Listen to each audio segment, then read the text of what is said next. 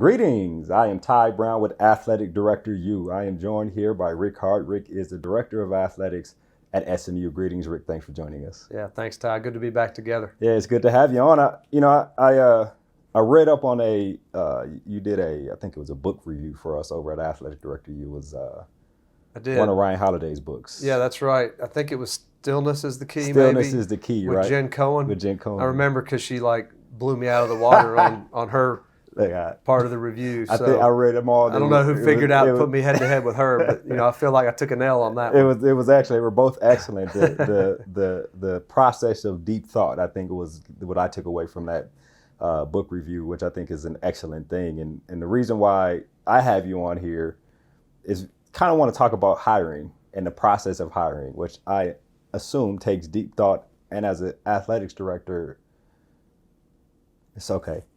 I'm going to say this from an outsider perspective.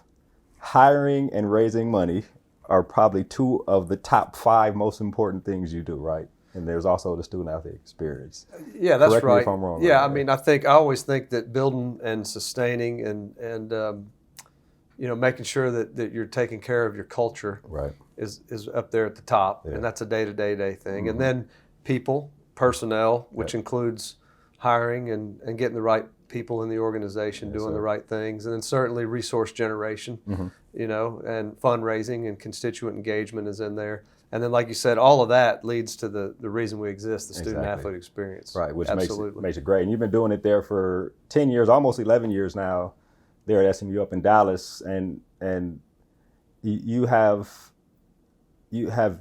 built it to a point to where SMU is a player in college athletics again, right? Where when I was young, stuff happened in the past, but you get the right leader in there, and now you see him moving forward.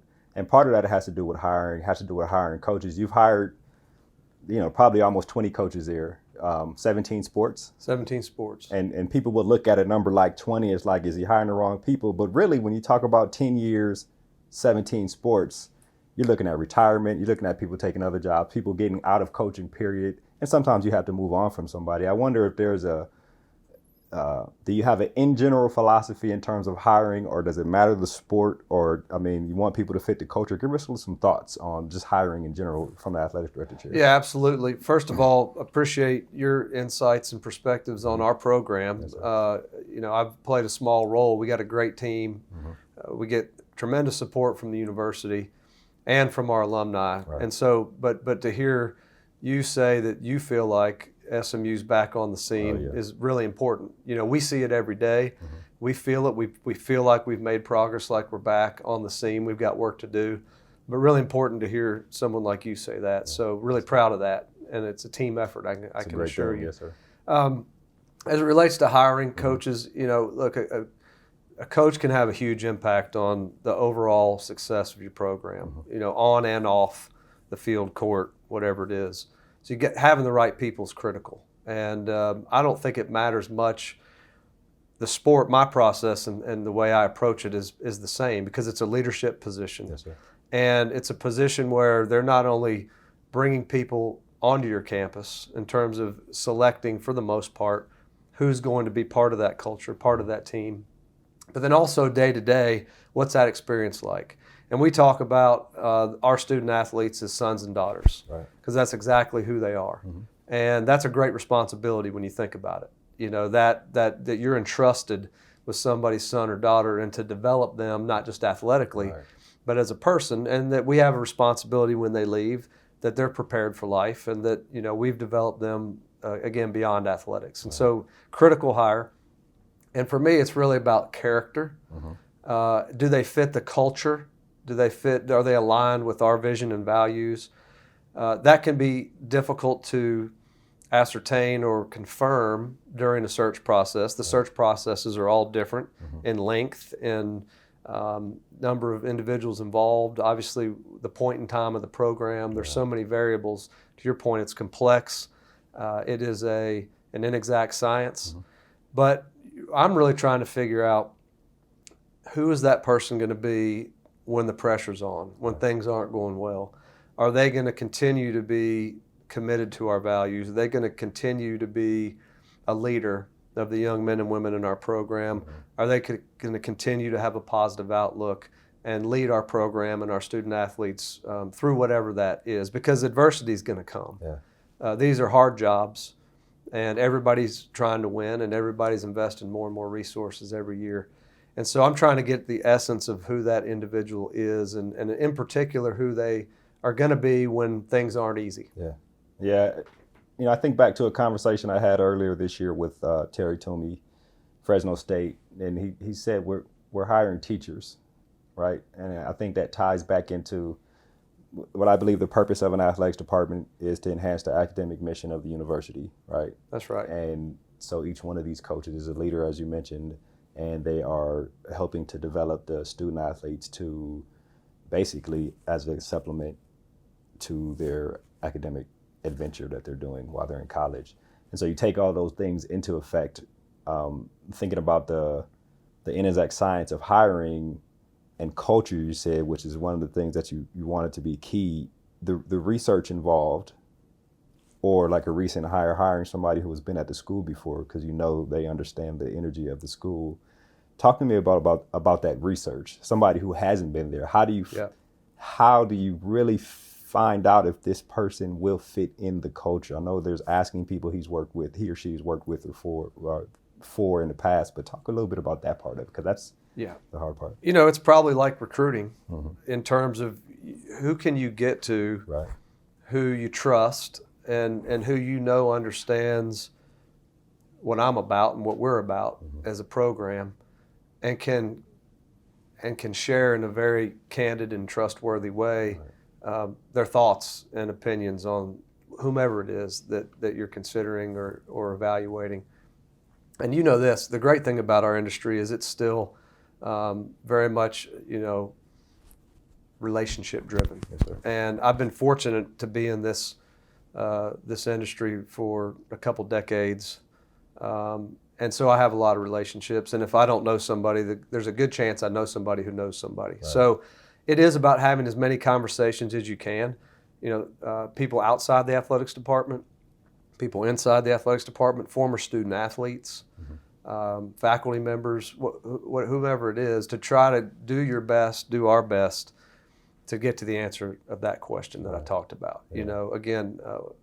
What's the essence of this person? How do they treat people? Everybody. Yeah. And do they do that consistently? So it's a lot of preparation, a lot of research. Obviously, it's something that you don't leave any stone unturned. It's something you got to really be prepared when you sit down. And then there's the face-to-face. Yeah. So you do all that, but then there still has to be, when I sit across, the room from someone like we're doing now, what am I feeling? What am I sensing? What kind of can I project this person into the role? How's their body language, their eye contact? Do I think they're excited about this position? Do I really think they believe in our vision and share it? Do they have a plan? And that's where, when you start to drill down, it does depend on who you're sitting across from. Do you have a direct experience with them, like we did, you referenced in the case of our recent football hire? And so maybe different questions you're trying to get answered in that regard. I wonder, to dig a little further on research, I'll give you an analogy. When I was a ball player in Michigan State in the late 90s, Coach Saban would have film of the offensive coordinator from 2 jobs ago, right? Or if the eye was ever in the NFL, he would have film from when that person was in the NFL, and he's showing us film. This is what they did. It's super in-depth. And I think Tom Izzo at Michigan State started looking at, changed the whole film industry in basketball because kind of that philosophy. I wonder about, you look at the culture and you ask people and what they feel about the person, then you sit down with them. Do you drill into X's and O's? Do you drill into that type of thing, to what you think would fit, at a SMU or whatever institution, what you think would fit either the current talent or what the university kind of energy they want on the field or in the court or pool or something like that? Tell me a little bit about that kind of aspect. Yeah, absolutely you do. Because again, you also, now you have to figure out as well, best you can they do the job strategically? Yeah. Do they have a plan? Is it a viable plan? How do they think on their feet? Right. Do they have a plan if the plan doesn't work? And do they have a plan if that plan doesn't work? Exactly, Because all of that is going to happen. Mm-hmm. How do they handle a curveball maybe that comes their way? Yeah. You can watch so many things too online. Most of the coaches, there's video available. Mm-hmm. So again, how do they interact with the media Yeah. or their players or yeah, other coaches, whatever all it is, right? And do they get a reaction from those individuals? Can you see that there's a level of respect in those interactions and engagements? Yeah. And so it really is across the board. But yeah, you got to find out, ask questions about staff. And again, realistically, do you think they can get the people that they say? And do they have a 3 deep or a 4 deep? Because you need one. Yeah. And tactically, what are they going to do? If they're an offensive coach, what's their philosophy on the other side of the ball, and how are they going to build a staff to make sure we're strong there? If they're defensive, then obviously just the opposite of that. Yeah. So if they've been a head coach, questions are different in terms of trying to learn, what did you learn at this stop? And then if they've transitioned, tell me about that transition and your mindset and why that occurred, and then tell me about, and so it depends on their background and experiences, what you're trying to learn above and beyond the other things we've talked about in terms of their ability to do the job and our confidence that they can do it in a way that aligns with our expectations and standards. You know what I wonder, obviously football, men's basketball, and women's basketball, those are, for lack of a better word, revenue generating sports on a college campus. But I do wonder about other sports, and if you're an administrator coming up, you want the responsibility of sport administration, right? Leading people, managing sports. I wonder about when you're hiring somebody for one of those sports and your sport administrator who's over that sport. Do you give them a lot of the responsibility of research? Do you give them a little bit and let them go off and do it? Are you heavily involved? I mean, obviously you have to because this is a face of the program, but tell me about that aspect in terms of your sport administrators and hiring. Yeah, well, I try to involve as many other people in the process as is helpful, and in terms of the process and where we're trying to get. Right. It does look. It can vary by sport. It can also vary by timeline. That's true. There's so many different factors. But yes, try to lean heavily on those sport administrators. Number one, because oftentimes they're going to have the most knowledge. They're closest to the situation. Yeah. They may have ideas. They've been traveling with teams. They've seen other coaches in action. That's another thing we do. Whether you keep a list or not, some people do and don't and whatever. But when we travel, we're always watching the visiting team bench, not just the head coach, but the assistant coaches. Again, you can learn a lot from those interactions and observations. Yeah. So we definitely want to involve those administrators. Also, it's a great opportunity for them to learn about this process because it's an important one. And even though they're all different, I think, the more you can be involved with it. Why do we do this? Why didn't we do that? Right. Help me understand how we go from this part of the process to that part of the process. And so, fortunately, we've been able to involve our administrators in most of our searches. Sometimes, confidentiality may, again, limit how and when and those types of things. But I think it's very important not just for us to get the hire right, but also for them as we try to develop them professionally. Yeah, which is important. Thinking back to, we talked about Ryan Holiday and stillness is the key. You think about deep thought, right? And 10 years in 17 sports. I mean, you probably know if you're going to make a move on somebody if the change is coming from you. But if the change is coming from the coach, whether it be a retirement or getting out of coaching or going somewhere else, have you been in, I'm pretty sure in 10 years, situations where you've anticipated, like at some point something popped in your head, like, you know what, my soccer coach, this is going to be a situation in a year or two where they probably are going to go off somewhere else, or they look like they don't even want to coach football anymore. Coach, whatever it is, right? Any kind of sport. Tell me about the thinking process, the planning ahead, the anticipation for something like that when a person leaves you from school. Yeah, well, anticipation is the right word. Mm-hmm. Again, you have to be prepared. You have to anticipate those scenarios based upon whether you think it's likely or not. You just don't want to get caught flat-footed. And so we do spend quite a bit of time, most years, on the what-if scenarios in terms of at least, where do we need to be in that process at each step of the season, if you will, and what do we learn as we go about that makes us either think that this is likely or unlikely. But yeah, that's something we do every year, and it's always different. To your point, in the case of just our football program, even, we've had 3 coaching transitions in the last decade. One, we had a coach resign after 2 games in the regular season. So that process looked a certain way. I mean, in terms of the time we had to prepare, evaluate, in fact, it got to the point where it was almost too much time and too long, because there's only so much you can do during the season, or at least there used to be. The second one was something you alluded to, where we had a coach recruited away to another program. We knew that was a possibility. So again, we had given that some thought and gotten where we thought we needed to in terms of the potential transition and a replacement and that process. And then we were able to activate that relatively quickly and get somebody in place. We weren't starting from go. And then this past one was even a little more different, where, the speculation was a month or 5 weeks or 6 weeks, whatever it was. It was a long period of time, and it was multiple institutions.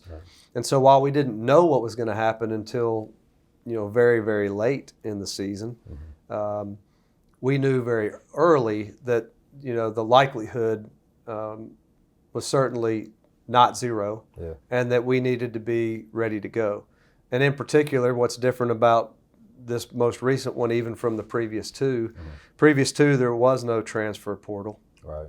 There was an early signing date for the second one, but it was the first year of the early signing date. And so, again, you just have to think differently about all of this as the landscape evolves. The timing of everything. There are things that, 5 years ago, 6 years ago, if someone reached out to me while we still had a head coach about a potential opening, I would more or less remove them from my list of considerations, because I felt like that wasn't professional, it wasn't ethical, and I didn't want to have somebody in my program that might be doing that.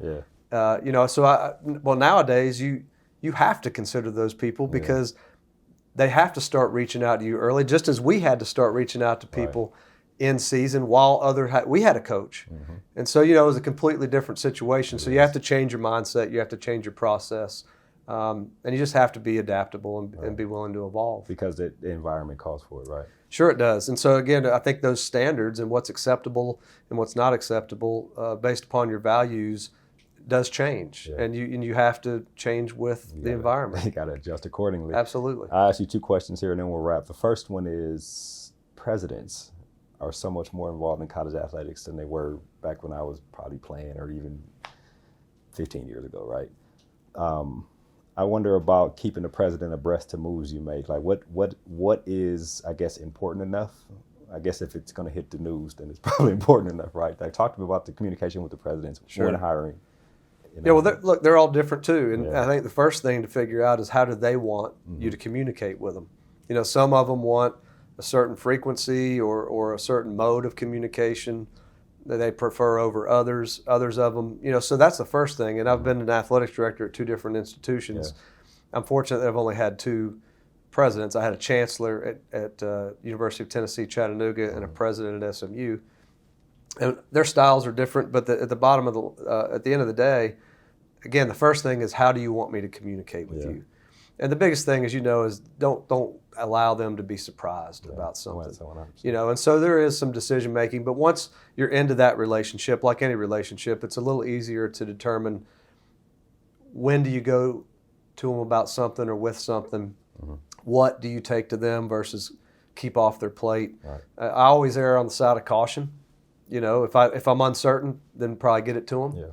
Makes sense. And I've been fortunate that the 2, the chancellor and the president that I've worked with and for, have really had that, I think, perfect balance of, they're in charge, they're the president of the university.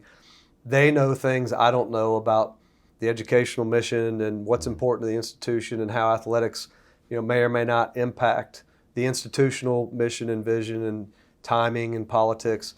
So certainly those are all great things, but they also both expected me to be the athletics director and expected me to direct our athletics programs in alignment with their vision and the educational mission of the institution. Yeah. And so I think it's a great balance. It's one of the reasons that I've been at SMU for 10 years and hope to be at SMU for longer, is because of that relationship and that alignment. And that's not always the case. I have colleagues who I've spoken with over the years who don't have that and don't enjoy that. And it makes an already difficult job exponentially more difficult. Yeah. And so it's something I greatly value. And I value his input and involvement too. Mm-hmm. I happen to have a president who's been doing it a long time. He's pretty unflappable. He doesn't, again, he knows how to pick and choose, but his involvement and support is absolutely a key factor in how we've been able to elevate our program to where it is today. Makes the job great, right? With somebody who's consistent, you know how they work in 10 years in. Yeah, there's enough to battle and to fight and to overcome and to navigate. And if that's one more element that you have to factor in, that can be real tough. Right. I'll ask this last question here, then we'll wrap. Now, if you or I could do this, we would probably be trillionaire consultants. But I wonder about hiring and the paradigm shift of where you think the evolution is going. You mentioned 2 or 3, 4 years ago, maybe it was 5 or 6 years ago, that early signing date, which coaches wanted and sounded like the best thing to do. But now we see there's a whole bunch of different things that are happening when you got a signing date that's in the middle of December, right? And the effects of it. But I wonder, do you have any thoughts? I mean, you've been in it for a while, and you probably do a lot of that deep thinking on where the industry is going, how it will affect you at SMU and you as an athletic director and the student athletes that you watch over. Tell me about your thoughts on the future or something like that. Well, I hope that between organizations like Lead One and NACDA and others, that we can, a couple things. One, continue to contemplate and be thoughtful about legislatively, are there things that can be done to mitigate some of the things that we're seeing in this coaching cycle? And perhaps there are. You mentioned the early signing date. That's certainly a factor. Again, we talked about the transfer portal. And so those things have to be explored. I think they will be. And we have to be actively engaged in that conversation as athletics directors. The second thing I would say is there are probably some things we can contemplate on our campuses or as we develop kind of a best practice for how we structure coaching contracts. We haven't traditionally, at least not that I'm aware of, had things like you see in the corporate world, like non-competes or non-solicitation language or agreements. Do we want to, we have buyouts, but do we want to start to look at other payments or penalties, for lack of a better term, if a coach leaves before a season ends or before the bowl game? Like, what can we do for our student athletes to help reduce or eliminate some of the impact it has on them during a critical time in their season? And they don't get many of them. Right. And then the third thing I would say is you just continue to do the right thing, and have ethics and have standards and so that you can feel good about keeping the focal point on the student athlete. And that's the one thing that we do our best not to waver from, no matter what the situation is, right? Because all this does change, it does evolve. Some of it we can control or influence. Other aspects of it are beyond our control. But what we can always do is at least ask ourselves the question and ask our student athletes and others around them and invite as many perspectives as possible as we do this to say, what's best for this group of young men or young women? And then let's make that decision. Now, we'll learn some things. We'll have access to information maybe later in that process that we didn't have at the time. So I don't think it's productive to second guess decisions, but certainly you want to learn from them so that the next time you can do an even better job of trying to make sure that we're positioning them for success and providing them with the experience that they deserve. Right, yeah. Well, that's interesting information. This has been a good conversation. I mean, what I said when I said SMU is relevant again, I mean, based on the history I had, but I really appreciate you joining us here on AthleticDirectorU. Yeah, thanks, Ty. It's always a pleasure. I appreciate you. Yes, sir. Yep. That was Rick Hart. He's the Director of Athletics at SMU. And, of course, I am Ty Brown with AthleticDirectorU. And keep in mind, The role of a leader is to create and maintain an environment that people want to be a part of. And as always, be better tomorrow than you are today.